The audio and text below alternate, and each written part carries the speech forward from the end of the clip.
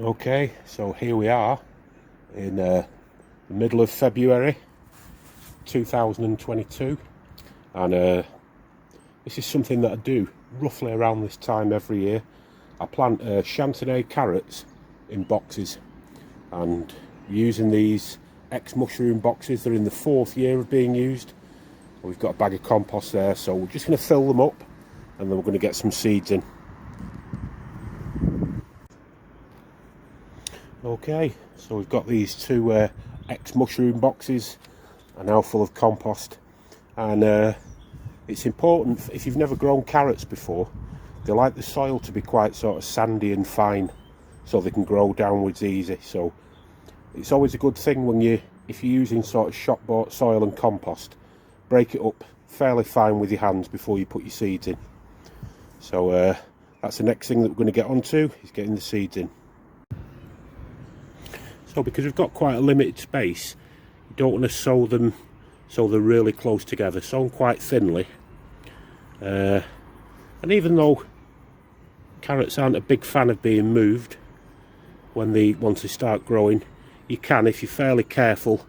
If it ends up where you do put too many seeds in, you can actually move them out, just be really careful.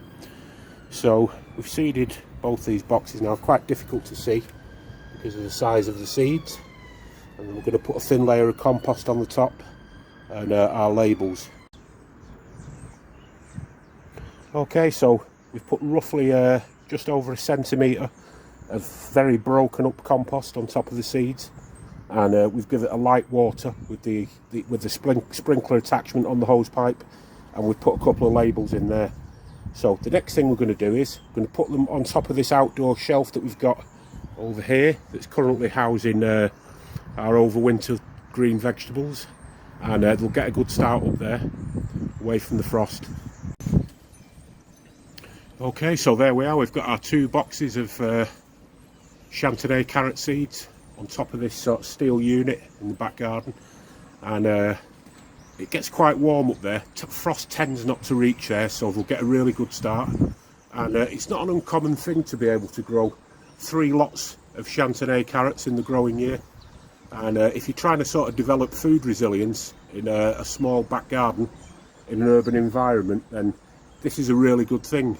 What I tend to do is I have these boxes growing all over the garden, so we've got a constant supply of these lovely sweet little French carrots all the way through the year.